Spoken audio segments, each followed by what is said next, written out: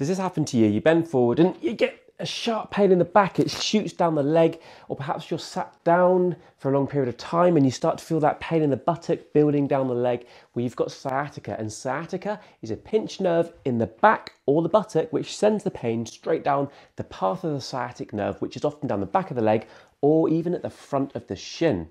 So when you've got pain in the back and also pain down the leg, you've probably got a pinched nerve in the lowest part of your spine, which could be happening from a disc prolapse, and that disc prolapses out, damages basically, presses on the nerve, shoots the pain down the leg. Now, if you've got pain in the buttock area that then shoots down the leg, now that could be coming from the piriformis, which pinches on the nerve because the muscle, the piriformis muscle, across the buttock here gets tight, and then that can irritate the nerve, send the pain down the leg. That's called piriformis syndrome. So for those of you who have pain in the buttock going down the leg, the piriformis syndrome, we're going to give you an easy stretch you can do to release off that muscle and start taking pressure off that nerve.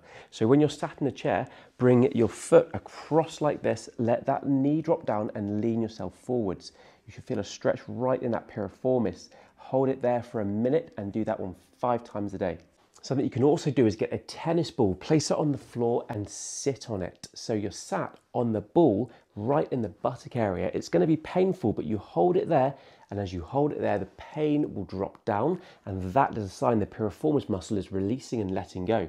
That releasing and letting go, again, will start taking pressure off that sciatic nerve going down the leg.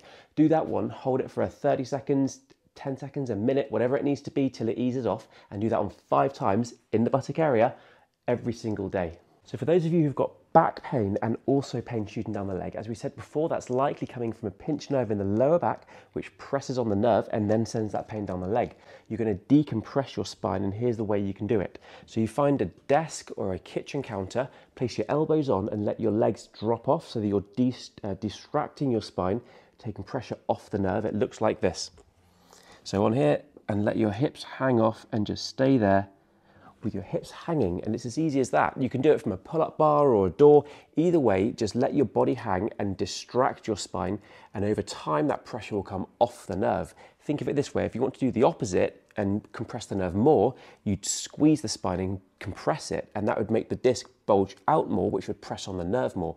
We're doing the opposite here, we're distracting. So as well as distracting your spine, if you've got a disc bulge in your lower back pressing on a nerve, sending pain down the legs, we're going to bring you into or out of gravity and move the spine to articulate and free up the joints, free up the discs, take pressure off the nerve with a cat stretch. It looks like this. So hands and knees, and then you're going to push your back all the way up in the air, pause at the top, and then go all the way down and pause there.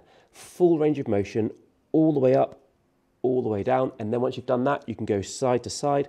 Effectively, what we're doing, you can see that because I've moved my spine this way, we're out of gravity. Gravity is not acting upon it, but we're then articulating and moving the joints, trying to free up the area where the nerve is being pinched. If you can do that for 20 repetitions up and down, 20 repetitions side to side, as I showed you then, and do that one 3 times a day.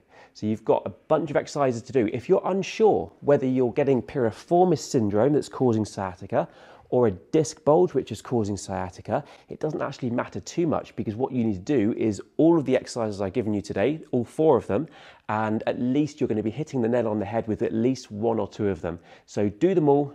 Let me know how you get on in the comments.